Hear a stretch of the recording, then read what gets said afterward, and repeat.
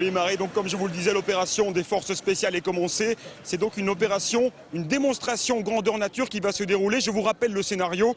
Des terroristes auraient pris en otage un ressortissant français. Ils sont en train de le transporter dans un 4x4, mais l'armée française ne va pas les laisser faire, bien sûr. Alors dans le rôle de l'otage qui vient d'être pris, donc enlevé par les terroristes, il y a notre journaliste Hugo Clément. Hugo Clément est donc dans la voiture avec les terroristes actuellement la priorité pour l'armée française, c'est bien sûr de stopper immédiatement ce convoi. Le convoi, vous le voyez, il est en train d'arriver là-bas au bout. Donc bien sûr ce sont des véhicules militaires, mais à l'intérieur ce sont les terroristes qui ont enlevé notre journaliste. Ils sont en train d'arriver et la priorité pour l'armée française, ça va être bien sûr de stopper ce convoi en faisant feu sur le véhicule de tête avec un hélicoptère Tigre. Voilà, le véhicule de tête a donc été touché et à bord de l'hélicoptère Tigre qui est en train d'arriver sur l'esplanade des Invalides, il y a notre journaliste Franck Genozo. Franck, est-ce que vous nous entendez? Au-dessus du pont Alexandre III, après avoir longé la Seine, un missile de type Hellfire a donc été simulé et le convoi des terroristes a été touché sans qu'on sache si c'est lourdement ou pas pour l'instant. Nous sommes en train de décrire à nouveau un cercle au-dessus des Invalides pour s'assurer que tout va bien. Et pour l'instant, ce qui est sûr, c'est que le convoi a été stoppé. Alors je peux vous confirmer que donc le convoi a bel et bien été stoppé par le tir de cet hélicoptère Tigre.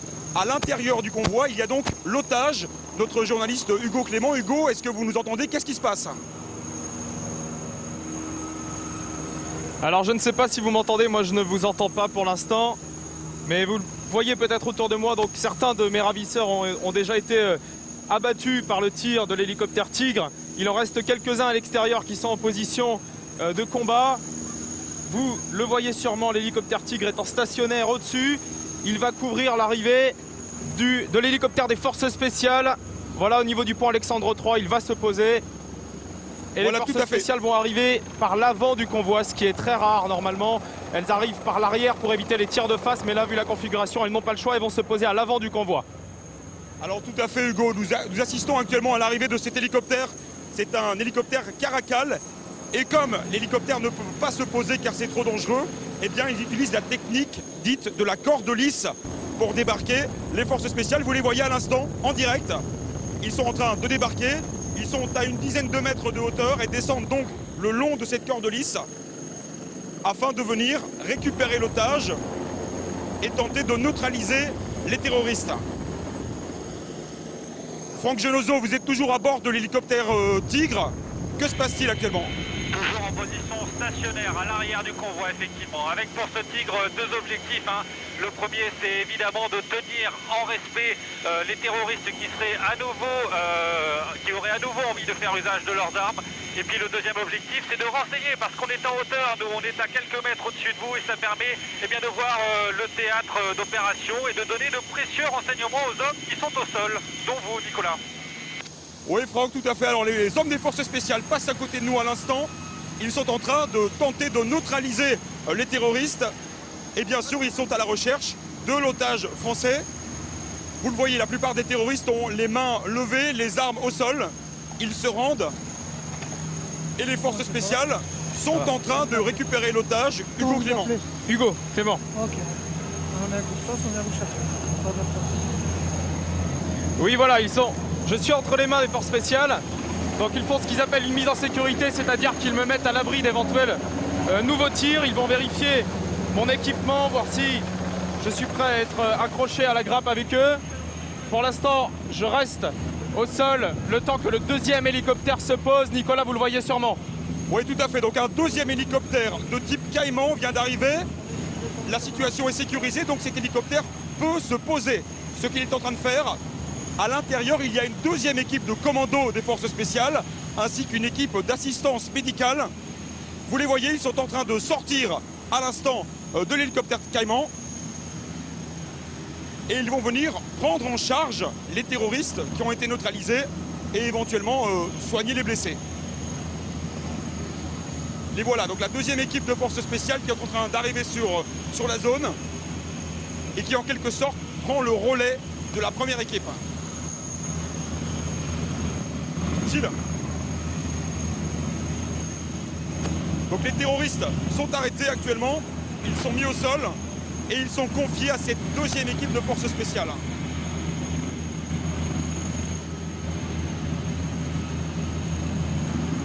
Franck Geloso, vous êtes toujours dans l'hélicoptère Tigre en stationnaire. Qu'est-ce qui se passe pour vous actuellement?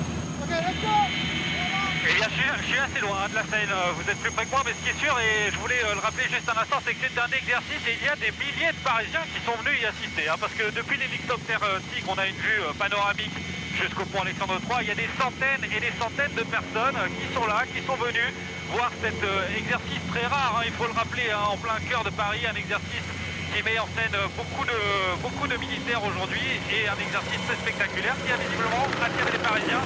Et actuellement, je ne sais pas si c'est Hugo Clément qu'on voit, mais les forces spéciales sont en train d'évacuer quelqu'un. Hugo. Alors, je ne sais pas si vous m'entendez.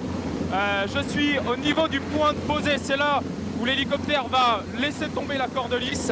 Les commandos vont s'accrocher un par un à cette corde. Ils vont ensuite m'accrocher en binôme avec l'un d'entre eux. Évidemment, l'objectif, c'est que l'otage soit en sécurité. Et donc, là, c'est un moment délicat pour eux. C'est un moment très délicat car il faut s'accrocher dans l'ordre qui a été évidemment établi à l'avance, deux par deux. Je vais me lever, vous le voyez. Il m'accroche à la grappe.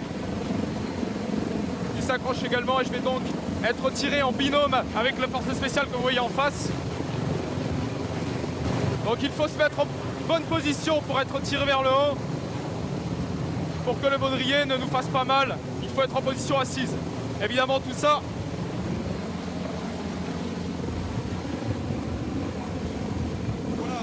ici c'est un exercice. La situation est donc beaucoup plus facile que s'il s'agissait d'une situation réelle, puisque dans ce genre de cas, ça y est, c'est parti. Voilà, on prend notre envol. Avec cette corde qui peut supporter plusieurs tonnes, donc vous inquiétez pas, il n'y a pas de risque de décrochage. Et alors les consignes, une fois qu'on est accroché à la grappe, c'est de serrer son binôme, de ne pas laisser dépasser les jambes ou les pieds, car ça pourrait faire des prises d'air, des prises à l'air. Et la grappe pourrait se mettre à tourner sur elle-même très rapidement, ce qui peut rapidement être très incommodant, très difficile pour les forces spéciales, qui doivent absolument rester lucides tout au long de l'opération et ne pas perdre connaissance. Voilà, on est déjà à plusieurs, peut-être une centaine de mètres déjà du sol. La vue sur Paris est assez incroyable. Je pense que vous la voyez avec la caméra que j'ai fixée sur mon casque. Et contrairement à ce qu'on pourrait penser, c'est assez confortable.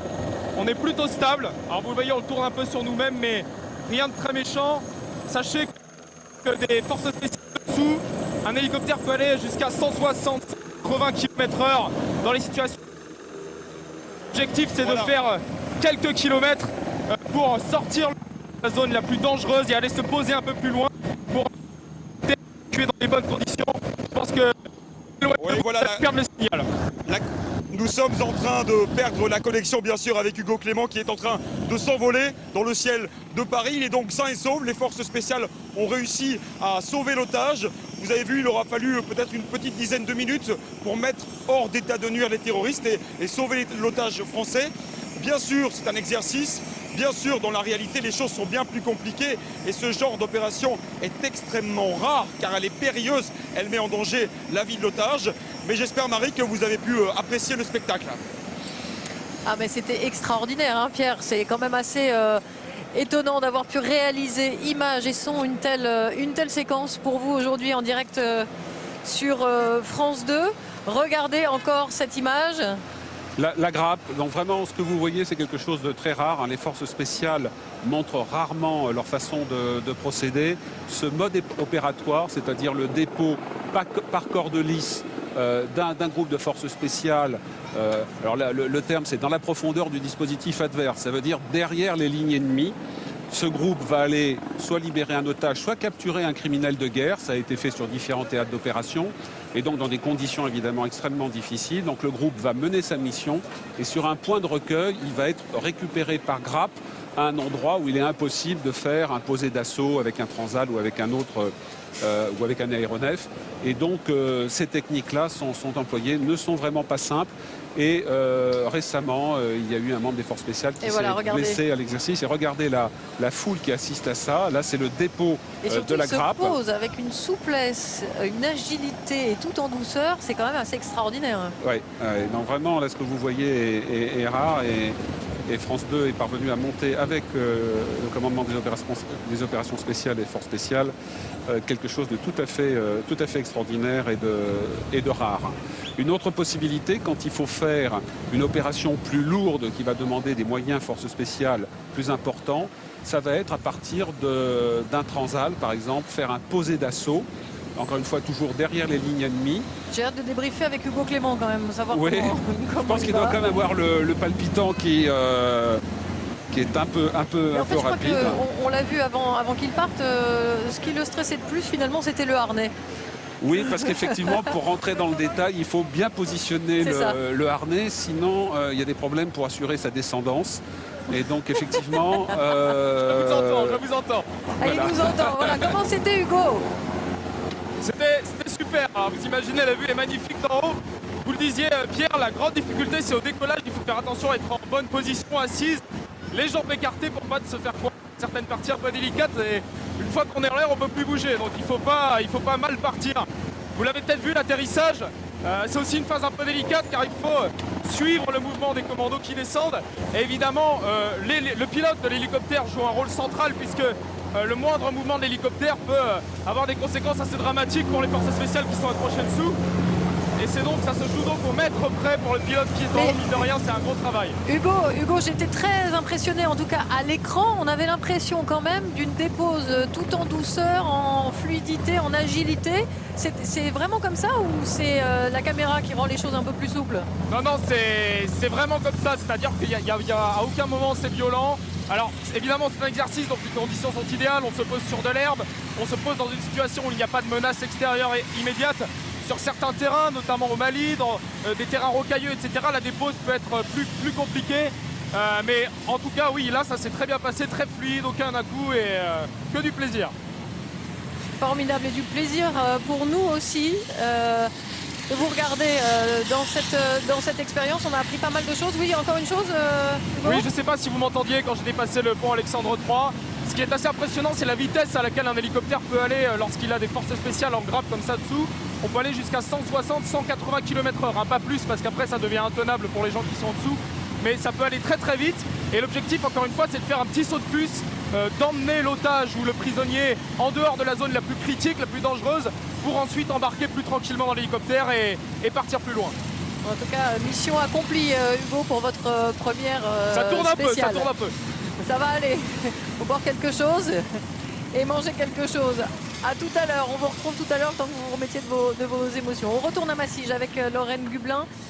On est passionné de père en fils quand on s'intéresse au travail de mémoire et notamment tout ce qui